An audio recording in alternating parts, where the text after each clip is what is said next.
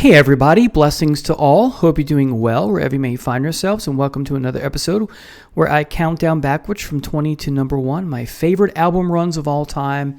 This is episode 9 and ranked run number 12. And today's band is a British band, and that is the Rolling Stones. We have 6 albums here. 4 of them are masterpieces, if not legendary, Magnum Opus material. One of them is.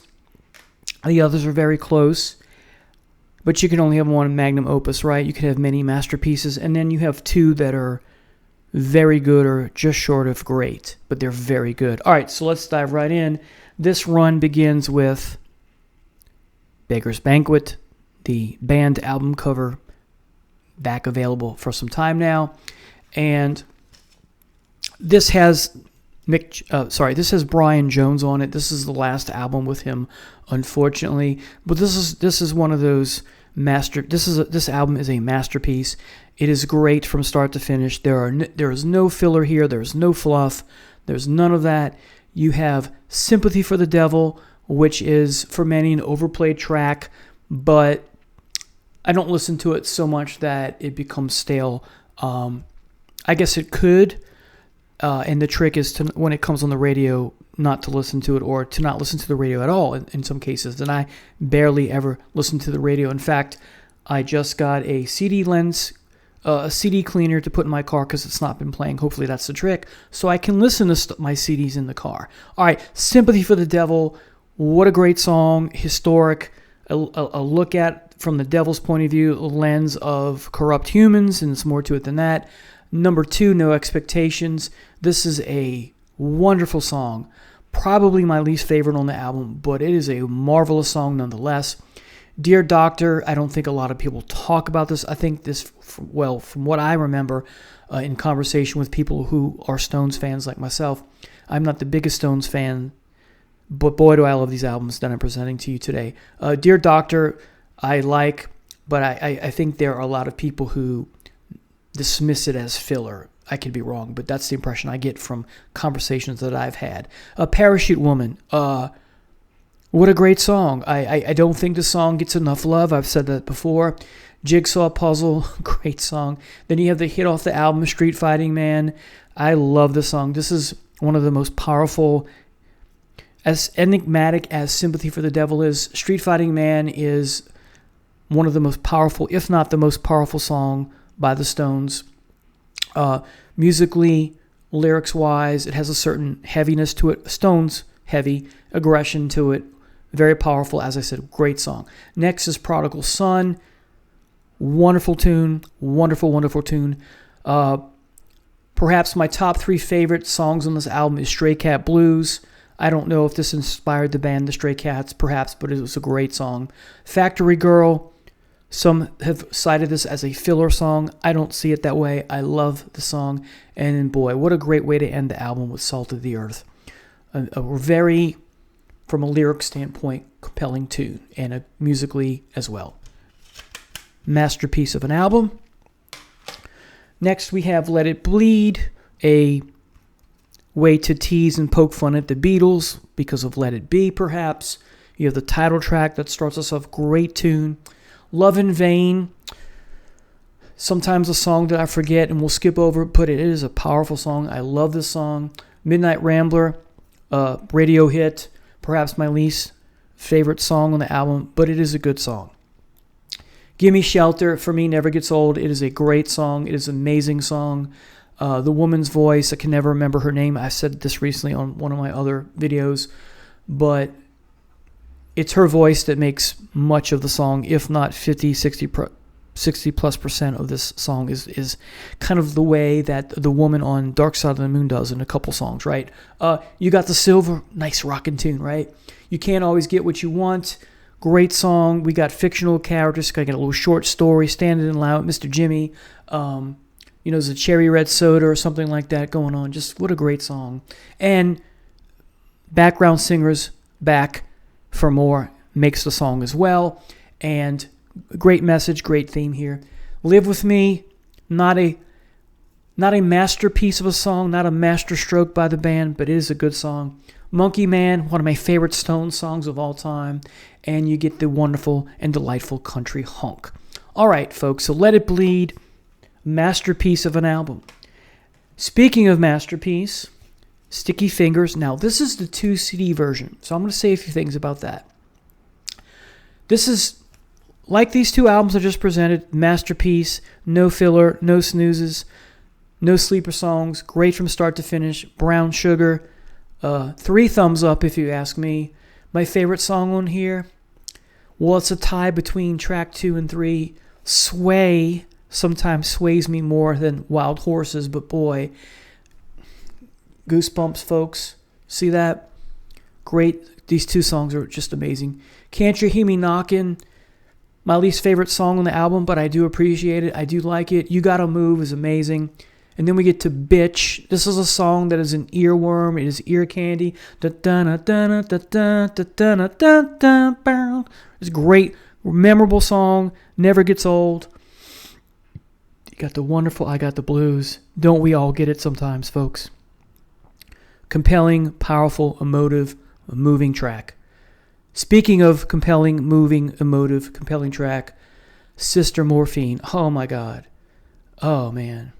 You know, he's speaking to morphine and cocaine as if they were humans. We call that apostrophe in the literary world a sister to personification. Dead Flowers, kind of an upbeat, fun tune, despite the lyrics there. Something is past, but it's a great song. And then the wonderful Moonlight Mile, perfect way to end an album. Moonlight Mile is one of those songs that I won't always listen to, but more often than not, I will listen to this album all the way through. Sometimes I will skip it for whatever reason. Sometimes I end at Sister Morphine. Anyway, sometimes I think Moonlight Mile and Sister Morphine should trade places, or I Got the Blues. The end would be a little stronger. Finish strong kind of thing. Now let's talk about CD2. You got Brown Sugar version with Eric Clapton, which is dynamite. You have an acoustic number version of Wild Horses. It's great. Not as good as the original, but it's great. You got alternative versions of Can't You Hear Me Knockin', Bitch, which is an extended version, alternate version of Dead Flowers, and then you have some live stuff at the Roundhouse 1971. Live With Me, Stray Cat Blues, Love in Vain, Midnight Rambler, and Honky Tonk Women. You got to get the double version of this if you can. All right, masterpiece. Speaking of masterpiece, their magnum opus, Exile on Main Street. It is to the Stones what Physical Graffiti is to Zeppelin, because you have songs they recorded earlier now coming out as a new album kind of thing. Doesn't bother me at all. Great album from start to finish. Rocks off, amazing. Rip This Joint, fun upbeat tune, right? Shake Your Hips. Little of a falling off from those first 2 songs, but it's quite good. Casino Boogie, I think, doesn't get enough love. I love it. Tumbling Dice, my favorite song on the album. I know it's cliched, but I love it. Just, you got the background singers, just amazing. Sweet Virginia, it's a great song. The song makes me think of my mom because that was her first name. And while I'm sure it's about something else for the Stones, for me, it's a little bit of a deconstruction interpretation, but I put this on and I just have warm thoughts about my mom, who I miss. Torn and Frayed is great. Sweet Black Angel is probably my second or third favorite song on the album. Loving Cup is a good song, not a great song. Happy is wonderful. You get those wonderful pipes from Keith Richards here. Turd on the Run, funny as the song title is. It is a good song. Ventilator Blues is amazing.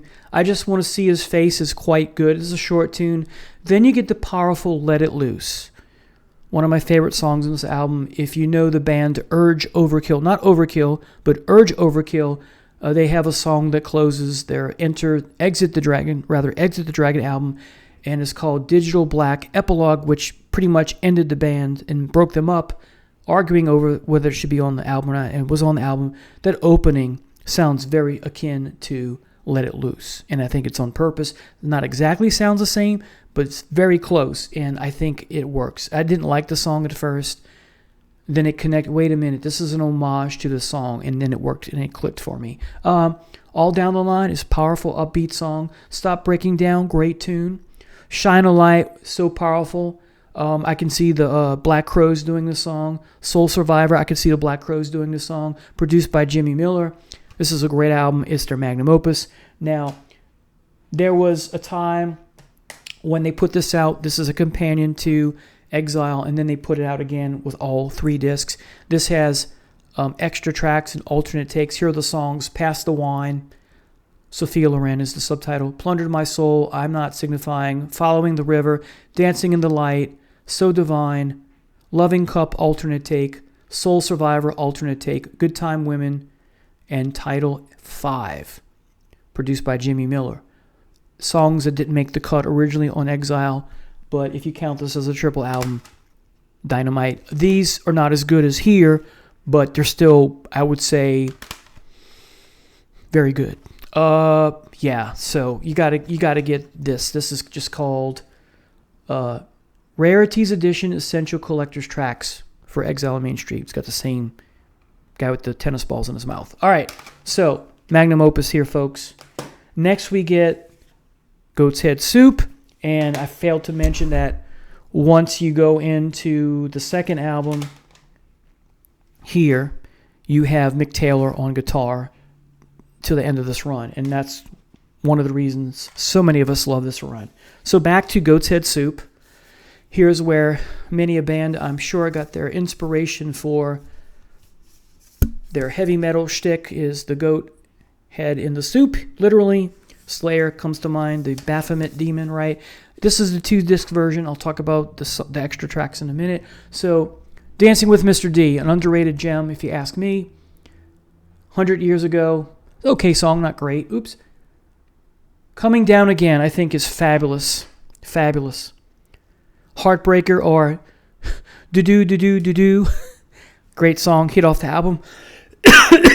The wonderful and sad song Angie about, well, Mick singing about Bowie and Angie breaking up.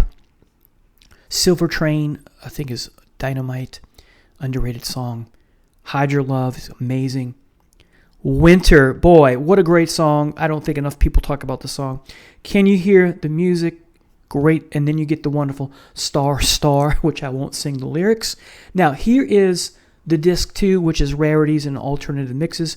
You have a song that wasn't on the album that's here that has Jimmy Page on it. It's dynamite. It's called Scarlet. Take a listen if you haven't heard it. It's fabulous. I wish the Stones would have worked a little bit more with Mr. Page here. All the Rage is great. Crisscross is dynamite. Then you have a piano demo of 100 Years Ago, an instrumental version of Dancing with Mr. D and Heartbreaker. Not too keen on those. You get an alternate mix of Hide Your Love. Thumbs up. You have the Glenn Johns 73 mix of Dancing with Mr. D, very good. And the same person mixing Heartbreaker, very good. And Glenn Johns also mixing 73 Silver Train, which I like better than the original, if you can believe that. So, Goat's Head Soup. And finally in the run, It's Only Rock and Roll. But I like it. So, if you can't rock me, great way to open an album. Ain't Too Proud to Beg, the cover tune. I often will listen to this and Harlem Shuffle back to back. Their love of Motown, right? Great. Or Columbia Records, great. Then you get the title track, my favorite song on the album, go figure. Till the Next Goodbye, I think, is not a masterpiece, but I think it is very good, a very good tune. Time Waits for No One. I love this song. I love the song. Luxury, love the song as well. Then you get the upbeat, fun dance Little Sister tune. This is a great song. One of the reasons why you get this album right. If You Really Want to Be My Friend, probably my least favorite song on the album, but I do like this song. It's just short of 6.5 minutes. Very good song, not a great song. Short and Curly's, it's okay. And then Fingerprint File, great way to end the album. That song, I don't think gets enough love. Mick Taylor's playing on all of these are wonderful. In the run, the 5 that he has here of the 6, there's something magical going on here with Mick Taylor. All of this is magical with respect to Taylor's chops, but there's something a little bit extra here, and I can't put my finger on it. Anyway, his best playing is on Exile, but there's something, I don't know, there's a special sauce in here, and I just can't put my finger on it. I like the songs. I love Exile much more than this, but there's just something magical, and again, I can't explain why. these two are not masterpieces, but they're very good or just short of great. So there you have it, folks. The Rolling Stones, their wonderful, short but sweet 6-album run. This is them at their best, folks. Take care. God bless. See you soon. Bye now.